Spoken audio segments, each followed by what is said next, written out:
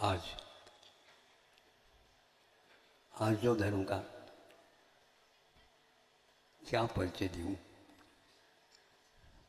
कैसे दूँ और किसे दूँ। जो आर्योनिष्ठ हो गए उनको तो देने की आवश्यकता नहीं। अब जो आर्यों के बारे में कुछ परिचय प्राप्त करना चाहते हैं उनको तो दिया जा सकता है, लेकिन एक बहुत ही यह आर्य धर्म बाहर से इसकी पहचान कम होती और भीतर से दूसरे को होना बहुत कठिन है, स्वयं को हो जाती है। हम दूसरे के लिए सीधे नहीं बन रहे हैं, हम अपने लिए सीधे बनते हैं और सीधे बने बिना कोई भी आज तक आत्मा सीधे नहीं। सीधा समझते हो? सीधे यानी सीधता नहीं है, वह कड़ा ही बना रहता है। आप यदि परिपक्व होना चाहते हैं तो आपको सीधा ही होना पड़ेगा। एक छोटा सा उदाहरण, परंतु वो बहुत मार्मिक उदाहरण। वो उदाहरण क्या? एक घटी हुई घटना जो हम लोगों को सुनने में मिली, आप लोगों ने भी उसको सुनी और पढ़ी होगी। गुरुजी वो कौन थे आप जानो? गुरुजी चल रहे हैं,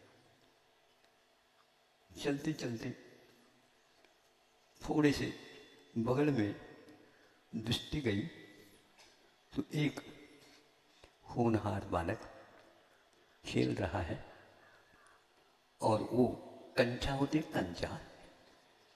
हाँ, तो वो पत्थर के भी हो सकते हैं, कांच के भी हो सकते हैं, कुछ भी हो सकते हैं, किंतु वो खेलता तो होगा तभी तो हाथ में नहीं रखा। लेकिन वह गोल रहते हैं, एक कंचा के ऊपर एक, एक कंचा के ऊपर एक, एक कंचा के ऊपर एक, इस प्रकार 7, 8, 14 तक 14 गुणस्थान पार करके। हाँ, हम तो 14 गुणस्थान पार होने की बात कर रहे हैं। हम ये तो 14 गुणस्थान पार करने की बात कर रहे हैं। गुरु को पार करे या न करे, 14 गुणस्थान को कैसे पार किया जाए? 14 कंचा के ऊपर कंचा रखने की क्षमता, अपने आप की दृष्टि में और उंगली में नियंत्रण होना और उसकी एकाग्रता का होना। उसने देखा गुरु जी ने ये कहीं माल निर्यात न हो जा विदेश को, इसको मिल जाए, लेकिन कैसे वो खेल रहा। योग की बात है।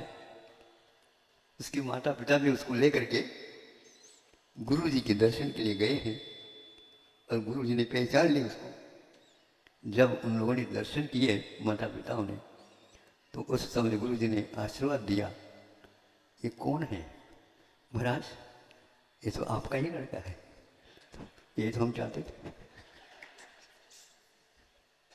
पहले ये सभ्यता थी, ये आत्मीयता थी, तो ये यूं कह दो है वह आपके लिए। तो सभी बात गए, इसको हम पढ़ाएंगे। और पढ़ाना क्या है, पहले ही पढ़ चुका है। कालांतर में वही अंतिम श्रुति के लिए भद्रभाव महाराज बन गए। हाय पंचम काल और चतुर्थ काल की घटना करी। इसकी दुर्लभता कितनी होगी? जिसके चरणों में बैठने से विशुद्धि के कारण शायद सम्यक दर्शन का लाभ होता है, ऐसा कहीं कहीं ग्रंथों में उल्लेख मिलता है। जो अनंतकालीन दर्शन को मोहित करने वाला दर्शन मोह, जो श्रद्धान को समाप्त कर देने वाला दर्शन मोह को क्षय करने का सौभाग्य प्राप्त होता है, ऐसी विशुद्धि केवली श्रुति केवली तीर्थंकर आदि के चरणों में प्राप्त होता है। किंतु ये कथा ही मात्र हमें सुनने को उपलब्ध होगा। गुरु जी के मुख से भी हमने सुना था। कुंड कुंड का बाहुड़ी हो सकता है, उसमें उसका उल्लेख मिलता है। कुंड कुंड ने बताया कि मैं गमय गुरु के शिष्य हूँ, लेकिन वह गमय गुरु भद्रभाऊ है। और वह भद्रभाऊ कौन? भद्रभाऊ के नाम से 2-3 होंगे, ऐसा इस गाथा के माध्यम से महाबली बांधी होता। जो शुद्ध केवली थे वो हमारे गमय गुरु थे। यानी दूसरे भी कोई भद्रभाऊ हो गए होंगे, उस ओर उनका इशारा नहीं था, किंतु गमय गुरु जो शुद्ध केवली हुए हैं, द्वितीय भद्रभाऊ शुद्ध केवली नहीं हुए, इनको भी अकाल के समय पर ही इनका भी यह जीवन व्रत सुनने को मिलता है। ये कहना चाहता हूँ कि आत्मा जब परमात्मा बनने योग्य हो जाता है तो आत्मा ही हो सकता, अनात्मा नहीं हो सकता। अनात्मा का अर्थ यह बहिर्मुखी रखने वाला, किंतु आत्मा तो होता है तो वह अंतर्मुखी हो सकता है, किंतु पहले से अनात्मा रहा है तो कैसा हो सकता है? तो आचार्यों का कहना है ऐसी संगति और कुछ भीतरी परिणतियों के माध्यम से यह कार्य असंभव नहीं, किंतु संभव हो सकता है। 8 वर्ष अंतर्मुहूर्त में केवल ज्ञान प्राप्त करने की क्षमता रखता है। ऐसे आत्मा के भीतर क्षमता विद्यमान है, कुछ संस्कार ऐसे हो जिसके माध्यम से ये सब अपने आप ही अभिव्यक्त होते चले जाते हैं। इन अभिव्यक्तियों के लिए केवल हम किताब और लेखन आदि अथवा श्रवण आदि अथवा और भी स्मरण जिसको बोलते हैं, श्रवण भी है तो स्मरण भी है, ये सारे के सारे एक प्रकार से बाह्य हेतु हैं। अंतर हेतु भनिदा दंसन मोहनी अस खय पौड़ी, कि अंदर में यदि उपादान कारण है तो वह दर्शन मुनि का क्षय उपशम आदि आदि ही अंतरंग में होते हैं। इसलिए ये कहना पड़ा कि तन निसर्गात अधिगमात्वा, वह निसर्ग से भी और अधिगम मैंने उपदेश से भी, श्रवण करने से भी हो सकता होता है। उसकी उपादान में यह क्षमता विद्यमान है। क्योंकि आप लोग सुन रहे हैं केवल पंचेंद्रिय नहीं होकर के नहीं, किंतु आप लोगों ने कानों से सुनना प्रारंभ कर दिया, किंतु अपने मन को कानों में बिठाकर, दुकानों में नहीं, कानों में बिठा दो तो सुनते ही वह उसको अर्थ की ओर दृष्टिपात कर सकता है। अर्थ के अभाव में हम कितने भी सुनाएं, वह बोध आपको होगा नहीं, एक ध्वनि का श्रवण मात्र होगा। आप सुनो नहीं कह रहा हूँ, किंतु सुनो के साथ आप उसको, उसमें जो अर्थ है उसको गुनो, उसको पकड़ो, उसके ऊपर ऊहापोह करो और मिथ्यात्व का अपोह करो, और जो ऊहापोह निष्कर्ष में निकला उसको स्वीकारता प्रदान करो। बड़ा महत्वपूर्ण यह विषय है कि हम आर्यों की बात कर रहे हैं तो अवश्य है हम टेढ़े हैं। सुन रहे हैं आप, अपने आप को स्वीकारते हैं क्या? हम सुन रहे हैं महाराज, सुन तो रहे हैं, हम भी सुन रहे हैं आपकी आवाज़ को, लेकिन मैं ये पूछना चाहता हूँ, क्या आप वर्तमान में अपने आप को टेढ़े के रूप में स्वीकार करते हो क्या? नहीं, मौन है। ये कहो महाराज, मन से, वचन से, काय से, कृत से, कार्य से, अनुमोदन से, स्वप्न में भी हम इसको स्वीकार करने के लिए तैयार हैं कि हम बहुत टेढ़े हैं।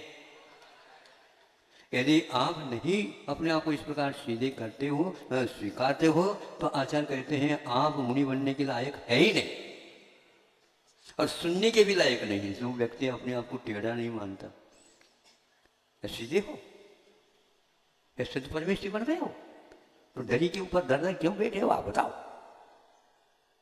इसको पहले स्वीकार करना पड़ेगा। प्रतिक्रमण यहीं से प्रारंभ होता है। अनंत काल से हम अपने उपयोग का दुरुपयोग करके अतिक्रमण करके आए। अभी भी हमारी आदत, हमारा स्वभाव उसी के वशीभूत होकर के चल रहा है। धन्य है आर्यों धर्म को आप लोगों ने याद किया, और ऐसा याद किया जहाँ पर विश्व स्तरीय समूह का आना होता है। लेकिन ये ध्यान रखो, कल कहा था आप किसी भी वाहन से आ गए हो कोई बाधा नहीं, विमान से भी आ गए हो तो भी बाधा नहीं है, विमान से भी उतर गए हो तो कोई बाधा नहीं है। आर्यों को सुनने के लिए अथवा प्राप्ति के लिए आपको विमान होना आवश्यक है। विमान का क्या होता है? विगतमानों में से यदि विमान, जहां से मान निकल गया हो, महाराज वो कल के लिए था तो फिर क्या चिपका दी अपने? नहीं,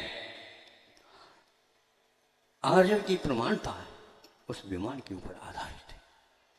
हम मान और अपमान में समानता जब तक स्वीकारेंगे नहीं तो ये संभव नहीं है। 10 लक्षण धर्म, ये 10 लक्षण तो पता है, लेकिन एक ही लक्षण इसमें वही गुंथा हुआ है एक माला के रूप में। 10 मणियों की एक माला है जिसका नाम 10 लक्षण पर्व। एक से एक बन करके वो सारी मणियां समान रूप से शक्ति को लिए हुए है। एक का संबंध दूसरे के साथ भी लगा हुआ है। उसमें धर्म की डोर लगी हुई है और उस डोर को आपने यदि थोड़ा सा खिसका दी सब बिखर जाए। हमारी वे मणियां अनंत काल से वैसे ही बिखरी हुई है। आज यदि आप समझते हो अपने आप को पापिष्टेन दुरात्मना जड़िया माया विना लोभिना, मैं पापी हूं, मैं दुरात्मा हूं, मैं महामूर्ख शिरोमणि हूं। सुन रहे हो आप? ऊपर से नहीं सुनो, स्वीकारते हुए सुनो और बिल्कुल एक बार नहीं स्वीकार करो, बार बार करो। धिक्कार है इस संसारी प्राणी को, लेकिन दूसरे को नहीं दो। स्वयं को संबोधित करो। इन सारी संबोधन के माध्यम से ही प्रतिक्रमण की शुरुआत होती है। और रोते हुए स्वीकार करो, हंसते हुए नहीं, अभिमान के साथ नहीं, किंतु गदगद होकर के, हे प्रभु आपने अपने आप को भी इस प्रकार स्वीकार किया, तब यह उच्च सिंहासन पर आप बैठे हो। धन्य है आप, हम लोगों के लिए रास्ता प्रशस्त कर दिया। ये 3 संध्याओं में उच्चरित किया जाता है, मैं पापी हूं, मैं दुरात्मा हूं, मैं मायावी हूं, मैं महालोभी हूं, और क्या हूं? जो कुछ भी उपाधियां हैं बुरे अंत को देने वाले, वो सब मैं हूं। ऐसे 10 लक्षण धर्म की माला को यदि आप पहनना चाहते हो और कोई श्रृंगार की आवश्यकता